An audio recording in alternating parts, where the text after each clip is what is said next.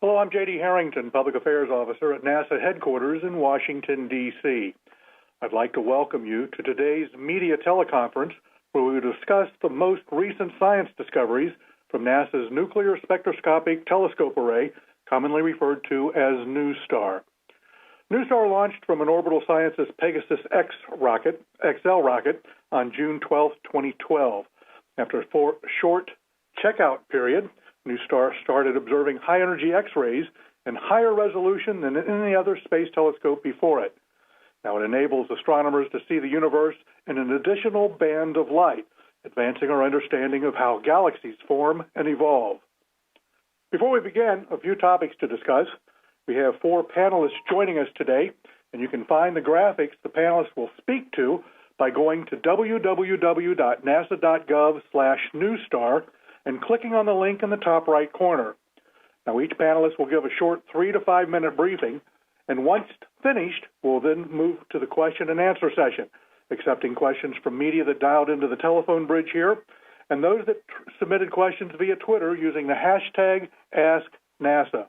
Now, once again, the graphics can be found by going to www.nasa.gov/NuSTAR, that's NuSTAR, and clicking on the link in the top right corner. This media telecon will be limited to 1 hour. Today's panelists include Paul Hertz, NASA's Astrophysics Division Director at NASA headquarters in Washington, D.C. Fiona Harrison is also joining us. She's the NuSTAR Principal Investigator at the California Institute of Technology in Pasadena. Matteo Bachetti, an astronomer at the University of Toulouse, France. And Jeanette Gladstone, an astronomer at the University of Alberta, Canada. And with that, we'll get started. Paul? Thank you, J.D. Today, NASA is announcing observations that NuSTAR has discovered the brightest pulsar ever seen. An object in the nearby galaxy M82 is brighter than we thought was possible for a pulsar. In fact, it's so bright that we assumed it must be a black hole. With NuSTAR, we have discovered that the object is emitting pulses of X-rays. We know that black holes cannot pulse, but pulsars can. So the discovery of the brightest pulsar ever seen is creating a challenge for our theorists. One of the things that NASA is very good at is space telescopes. We have large space telescopes like Hubble and Chandra, and we have small space telescopes. NuSTAR is one of NASA's small space telescopes. It is a small Explorer mission that was developed and is being operated by the principal investigator, Fiona Harrison, and her team. NASA has multiple space telescopes in order to provide different views of the universe. If you look at the first graphic labeled Hertz 1, we see 2 different views of the nearby galaxy M82. On the left is an image taken with the Hubble Space Telescope in visible light. This is what our eyes see. On the right is an image of the same galaxy taken in low-energy X-rays with the Chandra X-ray Observatory. It's clear that we're looking at very different phenomena in this galaxy when we're looking at it using different kinds of light. NASA will continue to develop different kinds of space telescopes with a broad range of capabilities so that astronomers can continue to study the most compelling questions of the universe. Today's discovery could have been made only with NuSTAR, the only telescope that can make these highly focused images using high-energy X-rays. To give you the details, here is Fiona Harrison, a professor at Caltech and the principal investigator of the NuSTAR mission. Fiona? Okay, thanks, Paul. So, as Paul told you, today we're announcing the discovery of a pulsating dead star that's beaming X-rays with the energy of about 10 million suns. This dead star, called a neutron star, packs about the mass of the whole sun into a region the size of San Francisco. Yet this little Mighty Mouse pulsar packs the power of a much bigger black hole. This discovery is astonishing because no object like this has ever been observed to be even remotely this bright. Theorists didn't think that it was possible.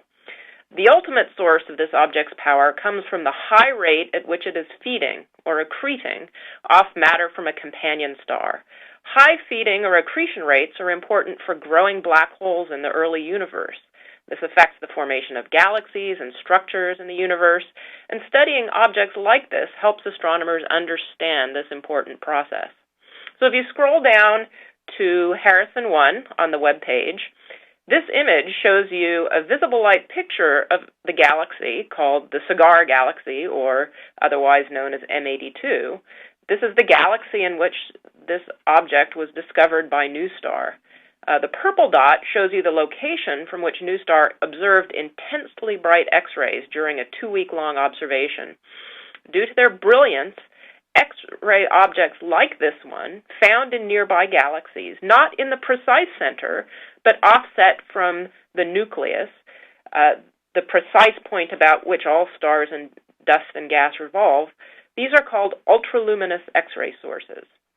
Until now, astronomers have believed that they're all powered by rapidly feeding black holes. The reason for this is that black holes, due to their mass, can power very bright X-ray light bulbs. So why did we think these ultraluminous X-ray sources are powered by black holes? Well, the energy source that powers bright X-ray sources is gravity. Matter falls onto a very dense, very compact object. The more massive the object, and the more matter that falls on, the more power that it can produce. So if you scroll down to the graphic Harrison 2, this shows you the mass range of dense objects that can power these X-ray light bulbs. On the small side, stellar mass black holes, neutron stars and white dwarfs, these all form as remnants of the death of a single massive star. We know that all these types of objects exist in our galaxy, not in the precise middle, as I said, but scattered around in the regions where massive stars live and die. On the big side, the very right-hand side of the graph, are supermassive black holes. Now, these are different. They reside in the very hearts of galaxies, and they are formed not instantaneously from the explosion of a single star, but by gorging on material for very long times, a good fraction of the age of the universe. In the middle, underneath that question mark, are what we call intermediate mass black holes. Now, do they exist?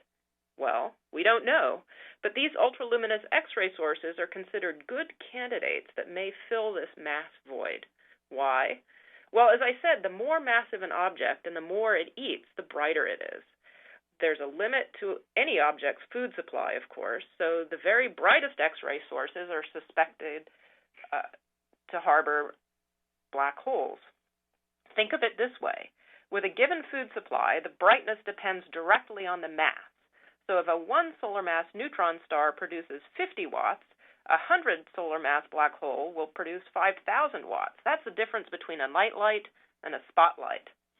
So NuSTAR found this bright spotlight in the galaxy M82, and immediately we thought, this is so bright, it's a large black hole. Now, if you look at the graphic Harrison 3, this is an artist depiction of what we were quite sure the object looked like.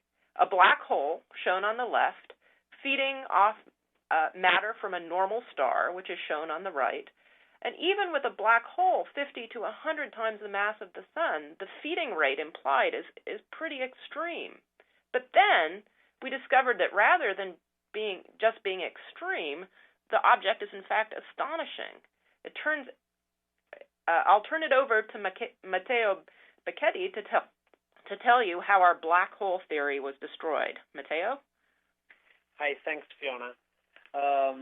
So how did this happen? I was looking at this source, and I was, of course, sure that it was a black hole like everybody else. And I was particularly interested in how the signal, the X-ray signal, changed in time, because seeing how this signal changes in time, sometimes you have the possibility to measure the mass of the black hole. But then I realized that the signal was not only changing, but it was pulsing. And that's another story. You can see it on figure Bachetti 1. These are the NuSTAR data when the pulse is on and when the pulse is off. You can see a clear difference already in this picture. If you had X-ray eyes, that's probably what you would see. Well, as I was saying, black holes cannot pulse. The only way to produce a pulse like that, so stable and also so fast, is to have a rotating neutron star. You can see how this works in the video, Bachetti 2. There is matter that is captured in the gravitational field of the neutron star and tries to fall on the star. But then these stars have tremendous magnetic fields. And this magnetic field is able to capture the matter before it falls on the surface of the star and concentrate the fall of the matter onto two very bright spots. These two hot spots can reach like 10 million degrees or more. So you can think of them like huge X-ray lamps. These lamps of X-rays, as the star rotates, are only visible by us when they're pointing at us.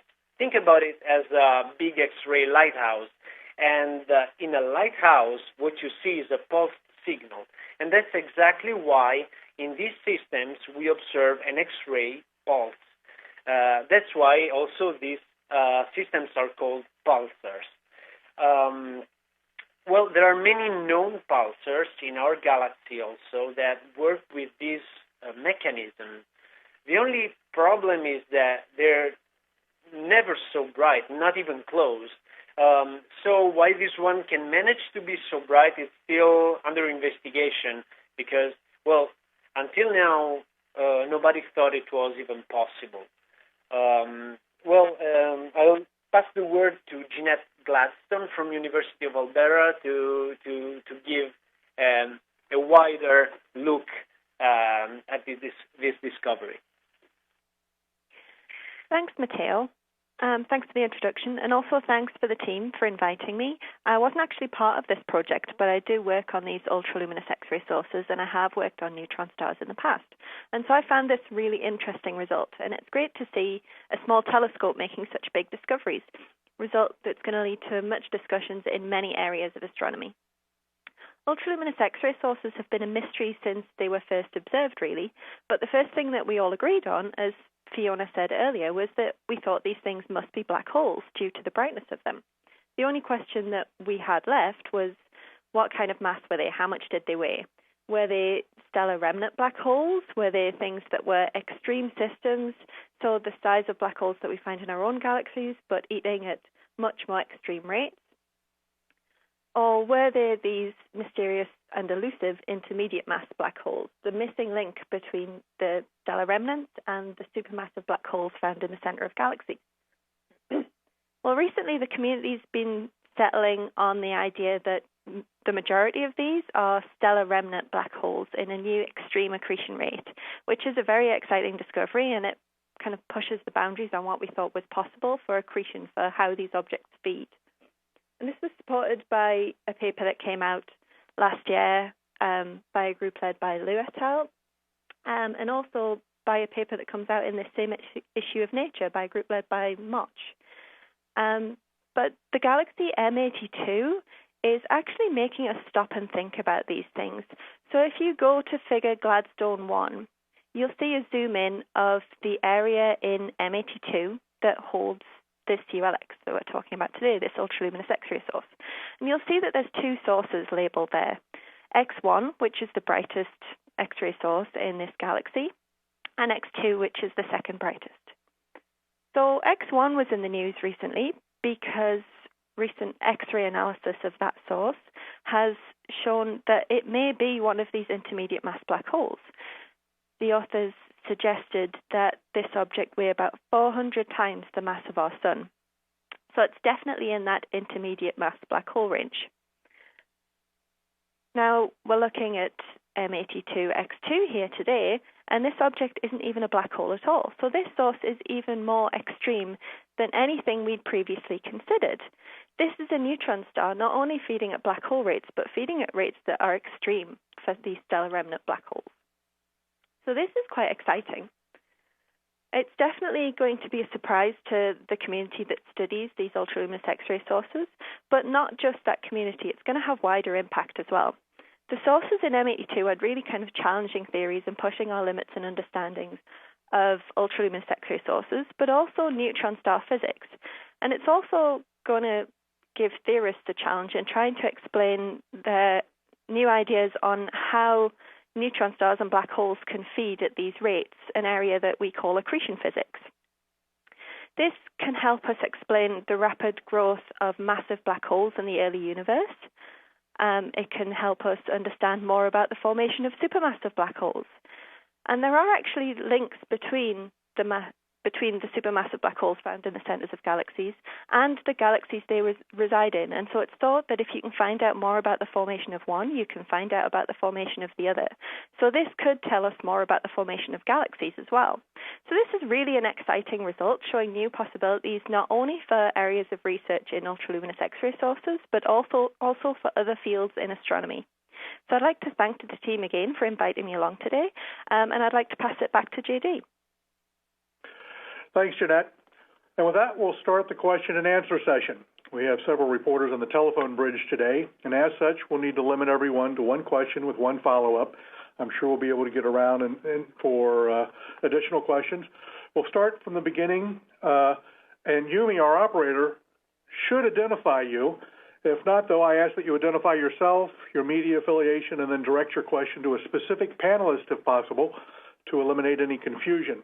Now, for those dialing in, you can push the *1 keys on your telephone to be placed in the queue. And to use Twitter, send your questions to #AskNASA. And with that, we'll begin. Yumi? Thank you. As a reminder, if you'd like to ask a question, please press *1 and record your name. First question comes from Bill Harwood from CBS News. Your line is now open. Thank you very much. And I apologize if I missed something. I want to make sure I understand the relationship between ultraluminous X-ray sources and intermediate black holes, because I'm not sure I'm getting that. What is the connection on that nice graph that showed the one that nobody understands what they are? I just don't understand where these things fit in. Thanks. Okay. Jeanette, do you want to take that, or shall I? I'm happy to take it, yep. Thanks for the question. So these intermediate mass black holes were suggested as a way to kind of have a stepping stone between the stellar remnant black holes that we see in our galaxy and the supermassive black holes in the center of galaxies. It gives you a way to kind of bridge the gap between them, but it also gives you a way to form the supermassive black holes found in the center of galaxies. Now, as Fiona said, you've got this. We know from observing sources that we've seen in this galaxy and in other galaxies, the brightness of these sources scales with their mass, scales with their weight. So if you increase in luminosity, if you look at X-ray sources in the sky and look at them as they increase, you go through neutron stars, through stellar mass black holes, and then we seem to have a gap, and then you get to supermassive black holes. They're the brightest things that you see. And so it was thought that if you get something that is intermediate in luminosity, intermediate in brightness, then it could also be intermediate in mass. So it might be these objects that could help us explain how to make supermassive black holes. Does that make sense? Yeah, and so let me clarify a little more. So what is astonishing about this result and a number of other recent results is we look at these bright X-ray light bulbs in nearby galaxies. We call them all ultraluminous X-ray sources because they're sort of intermediate in brightness between what we would normally think of as a neutron star and a supermassive black hole. So this is what led people to believe they were all the same thing, maybe intermediate mass black holes. And this has been turned on its head by the discovery that one of them is in fact a pulsar, which contains a neutron star, not a black hole at all. So this is kind of overturning our ideas and making us wonder how something that's, this little pulsar can be so mighty, so bright. And that's a challenge. Well, Fiona, I'm sorry, but that is exactly my question. I understand this is a new class of particle, but star or object, I should say. But is that something that serves as a candidate for this intermediate mass object, or is this something completely different? That's what I'm not understanding. Okay, yeah, so the one that we are talking about today, the one labeled X2 on Gladstone 1, isn't a black hole at all. It contains a neutron star, which is the dead remnant that's left over when a massive star explodes. Now, what may be confusing you is the one labeled X1, which is in the same galaxy, is a candidate to be an intermediate mass black hole. So right next to one another, almost the same brightness in this image, we have an intermediate mass black hole and this little Mighty Mouse pulsar. That's really amazing. Does that answer your question? Yes and no. I mean, really my problem is, does the new object that you guys have found, assuming this is a category of some sort, and you may find other examples at some point, do these objects serve that stepping stone role between stellar mass black holes and supermassive black holes, or do you still need the intermediate mass black holes, and these are, in fact, a totally different phenomenon? Thanks. The intermediate mass black holes are a different phenomenon than the pulsar that we are announcing today. Now, what we see in the galaxy is 2 points of X-ray light that are about the same brightness. And so one might think, oh, they're the same thing. But what we're announcing is that one of them contains not a black hole, but a pulsar, so is not this missing link. It's not an intermediate mass black hole, even though it looks like one. And that is really the discovery. So Thank you. Sorry to jump in. I just wanted to clarify and add on to the mass estimate. So this is basically saying that X1 that you see there is about 400 times the mass of our sun, whereas we're saying that X2, or rather the team who's announcing this today, saying X2 weighs about 1 to 1.5 times the mass of our sun. So these are really different sized objects. Thanks. This is JD, and once again, if you have a question on the telephone bridge, push the *1 key. And if you'd like to ask a question and ask NASA, just send it on your Twitter to #AskNASA. We do have a question here from the social media. What is the spin rate of the new bright pulsar in M82? I can take this. It's 1.37 seconds to complete a rotation, so 0.7 rotations per second. Okay, and we have a second question here on social media. Is this pulsation from M82X2 a transient phenomenon? Was this not observed with Suzaku HXD? Yeah, it's most probably a transient phenomenon because we haven't found evidence for it in past observations for not only Suzaku but many other satellites. And also in our observations, there's at the start of the observations, we don't see pulsations. Pulsations start afterwards, and that's actually a very interesting feature of this pulsar.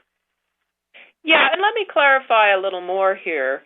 The new thing about NuSTAR is that it's the first focusing high-energy X-ray telescope. So unlike the Suzaku HXD, which cannot resolve the different sources in this galaxy, so it can't tell the difference between X1 and X2, NuSTAR is the first high-energy X-ray telescope that can. So it's the first time we've been able to separate out the high-energy X-ray light from these two sources and study them. And we know that this source X2 is sometimes very bright and sometimes very dim. And so it does vary, and we think that when it's bright, that's when you can see these pulsations, but it's really the new kind of X-ray eyes that NuSTAR has that has enabled this discovery. All right, we're going back to the telephone bridge. Yumi? Our next question comes from Mike Wall from space.com. Your line is now open.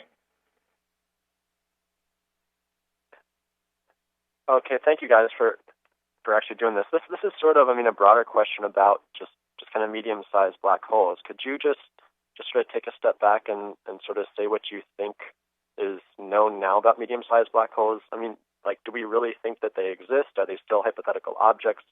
Does the astronomical community, are they pretty sure that they exist? It's just hard to confirm them. Could you just say a few words about medium-sized black holes and what kind of where the sort of search for them is right now, and what this new finding means for that search? Okay, Jeanette, did you want to take that, or shall I? Yeah, I'll take it. It's been suggested that there should be these medium-sized, these intermediate mass black holes out there, and most ideas on how to make supermassive black holes require these intermediate mass black holes. The problem is that they're very difficult to find. So far, there are only maybe two strong candidates that we have for these intermediate mass black holes, and one of them is M82X1, which you can see in the figure Gladstone 1 there. This new result doesn't necessarily impact the field of intermediate mass black holes. It doesn't necessarily impact the study for intermediate mass black holes. It does shake up the community that look at ultraluminous X-ray sources. And those who are looking at ultraluminous X-ray sources are usually looking for intermediate mass black holes as well. So it will make us stop and think and look for new options to explain these strangely bright objects. But as it stands, intermediate mass black holes are very hard to find. Yeah, but they are, as Jeanette says, they are very important because we believe that they had to exist in the early universe to be the seeds from which the very massive black holes grow. And so you look at, how do you look for them? Well, one way is to look for these very bright X-ray sources. And here, X2 has really tricked us. It tricked us into thinking it was perhaps an intermediate mass black hole, where it actually isn't. Okay, we're going back to the social media sphere here. Got another question. Do we have any similar objects in our own galaxy? Sure, I can take that. Yeah, there are similar objects in that there are pulsating neutron stars in our galaxy. And we think they work similarly to this new source. The only thing is they're much dimmer, more than 10 times fainter. Even the very, very brightest ones are more than 10 times fainter than this.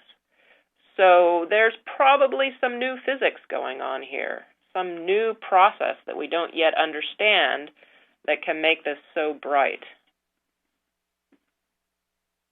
All right, thanks.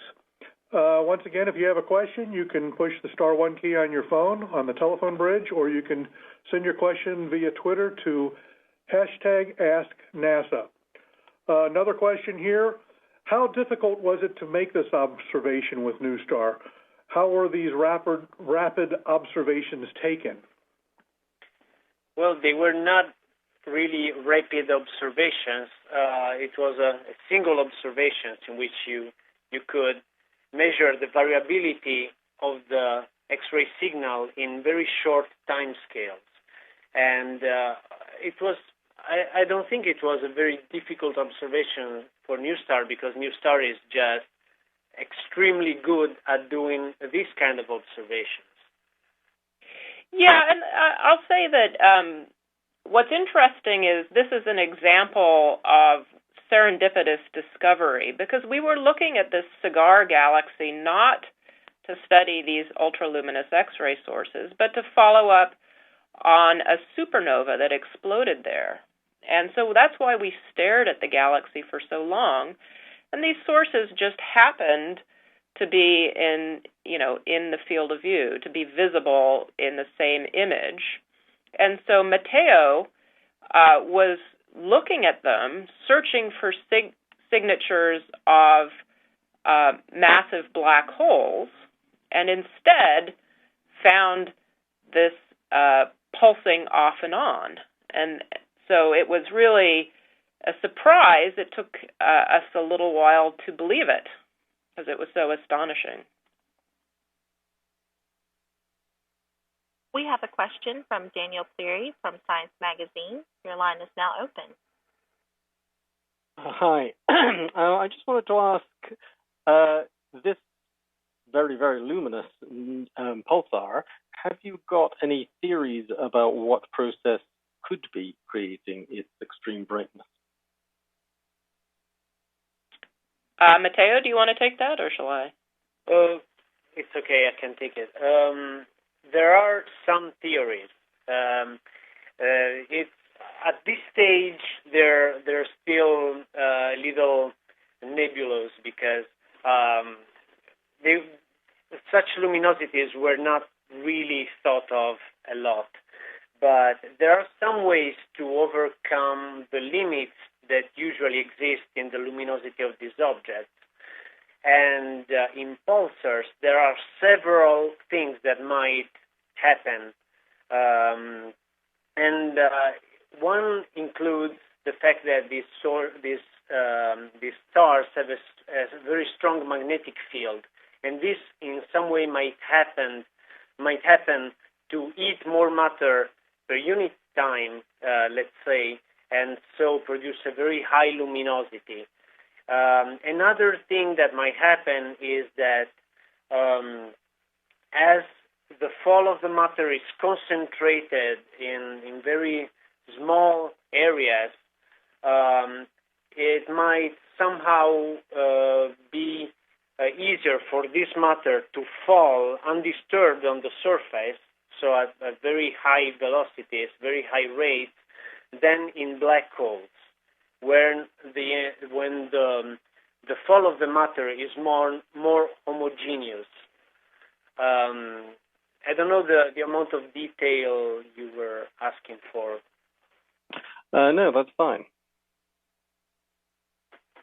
Yeah, I will say that it's a puzzle for theorists, because there's a very famous paper that predicts the brightest that you should be able to see a pulsar at, and it's more than 10 times fainter than this one. So I think there will be new theories that come out of this observation. All right, we're going back to the Twitter sphere. What was the spectrum for M82X2 in this observation? What physical model was most successful? It's quite difficult to determine because there are these two very bright sources close to each other, and NuSTAR cannot resolve them spatially. Okay, that's why we used also other satellites to help disentangling between the two bright sources. And so obtaining a spectrum that has only X-rays from our source is actually quite tricky. We tried somehow, but for now we don't have a result that is ready to be discussed. Okay, another Twitter question.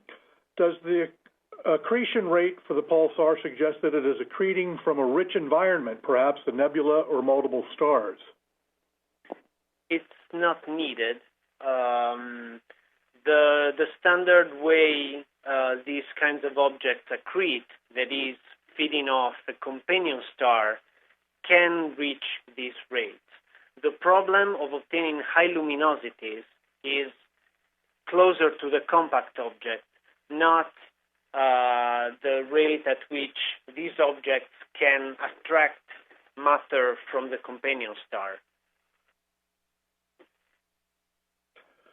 Okay, once again, if you have a question on the phone bridge, you can push the *1 key to be put in the queue. And for Twitter questions, use the hashtag AskNASA. Back to Twitter right now. How does this NuSTAR finding distinguish between far-away and close-up X-ray sources?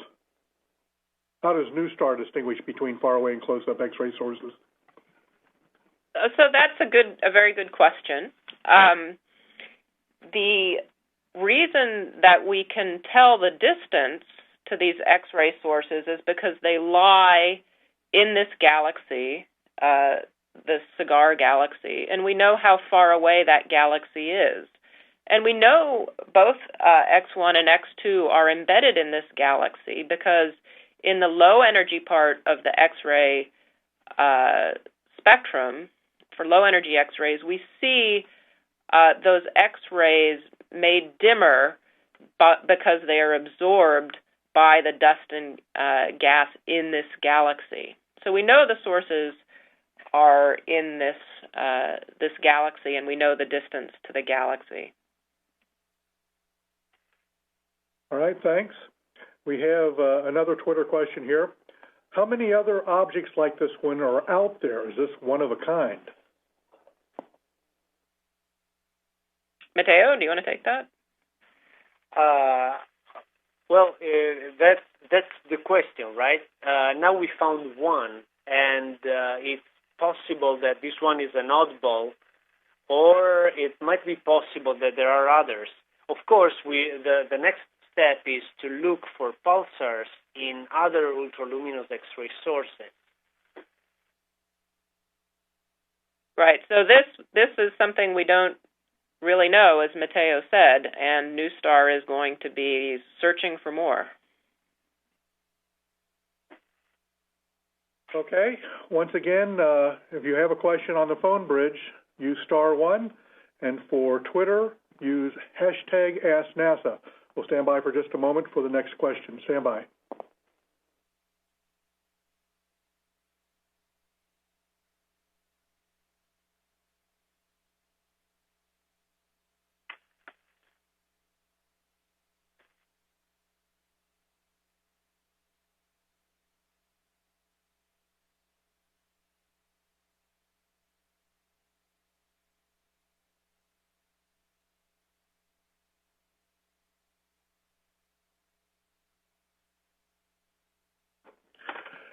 We have a question that came in via email.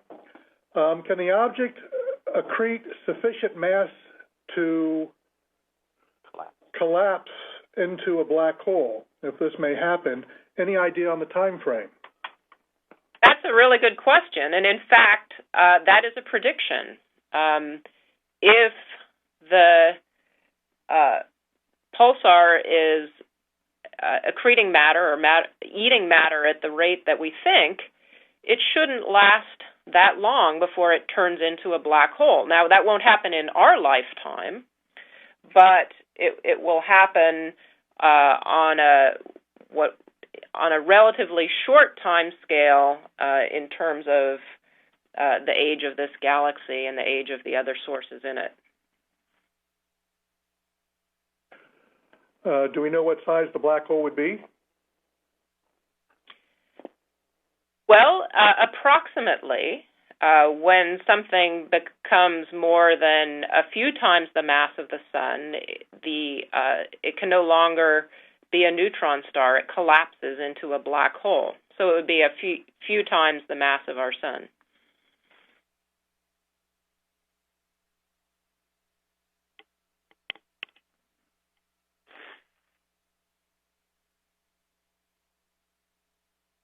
I'm sorry, now we got a question from Twitter, rather generic. How well is NuSTAR doing after 2 years in space, and what's next to come for it? Well, so NuSTAR has just finished what's called its baseline mission.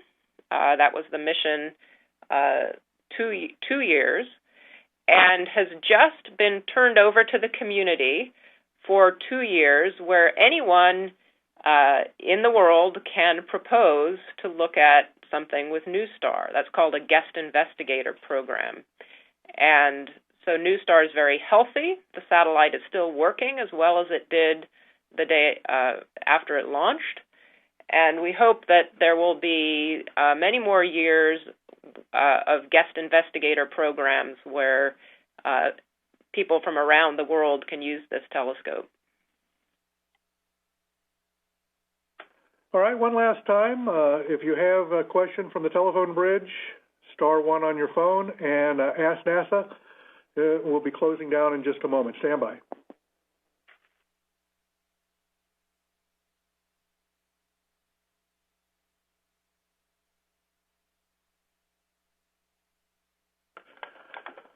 All right, I guess that's going to do it for today's News Telecon. I'd like to thank the panelists and our operator, Yumi, for their time today. I asked the panelists to stay online for just a few minutes for post-follow-up.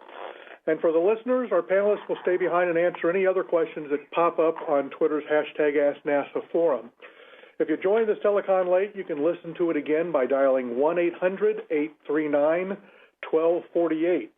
That number again is 1-800-839-1248. To find out more about these findings or for more info on any of NASA's many programs and projects, visit us on the web at www.nasa.gov or via our many social media venues such as Facebook, Google+, Twitter, YouTube, and many more. Once again, thanks for joining us and have a great day. Thank you for your participation. You may disconnect at this time. Speakers, please stand by for the post-conference.